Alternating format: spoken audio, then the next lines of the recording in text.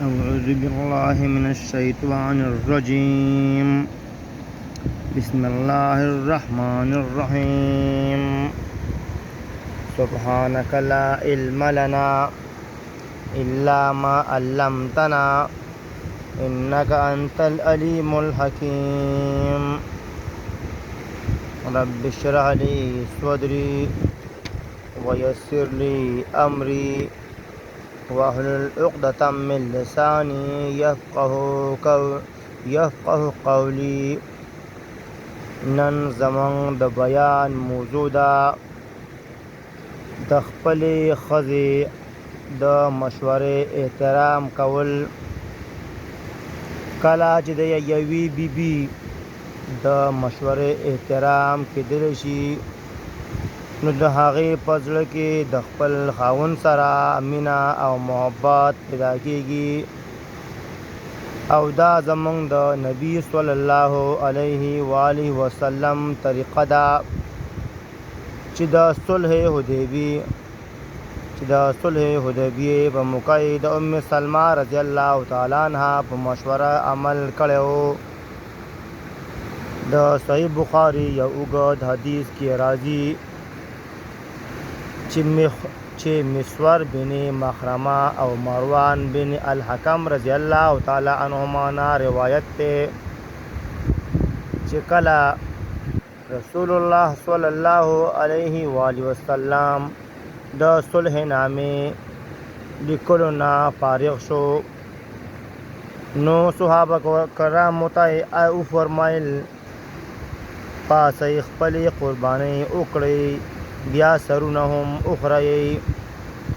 فرمایي قسم په الله د هغوی نه یو کس په نسیدو تر دې چې رسول الله صلی الله علیه و آله وسلم 3 ځله دا حکم وکړو چې د هغوی نه څوک په نسیدو.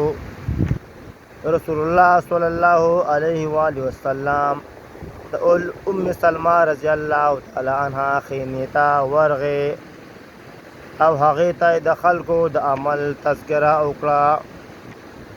نو ام سلمہ رضی الله تعالی عنها ورته وفرمایل ای د الله نبی، آیا ته دا خوښوې چې بهر لاړ شي او د چا سره هیڅ خبره ونه کړې تر دې چې د خپلې قربانۍ څاروی ذبح کړي او سر خرونکی راوغواړي او خپل سر پرې وخورئ، نو